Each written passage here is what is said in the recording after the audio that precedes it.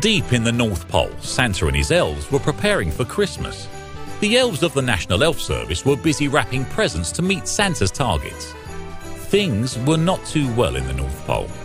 The elves were in a pay dispute with Santa, and the British Elf Association had organised the first ever all-out elf strike in the history of National Elf Service. Santa relented because he realised they did all the work when it came to Christmas.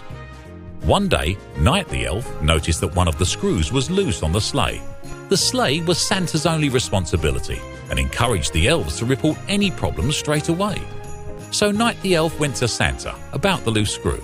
But Santa didn't care, even though he had a screwdriver and a spare screw to fix it. He decided it would be more fun to crush the elf instead. But Night the elf was a member of the British Elf Association, and they sent their best elf relations officer to threaten Santa with legal action and told him not to mess with the elves. They made Santa conduct formal investigations into the sleigh and the treatment of Night the elf. Santa decided to use some of the money he should have spent buying presents for children to hire a private company, the Elf Investigators Associates. They were elves that had got fed up of doing actual works and made loads of money investigating other elves. The investigation was slow, so that the British Elf Association decided to take Santa to North Pole Employment Tribunal.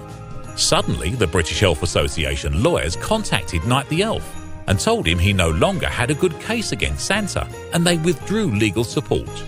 At this time, Night the elf had lost his job and his hope for his future, as if you're an elf, it's hard to find work outside of Santa's factory.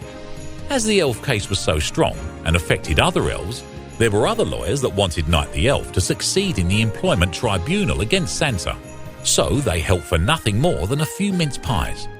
But the National Elf Service and Santa ganged up and hired 4 separate lawyers. The National Elf Service argued that it didn't really exist. Santa argued that he had never employed Night the elf and had no real responsibility for him. This is despite the elf being responsible for making and wrapping Santa's toys.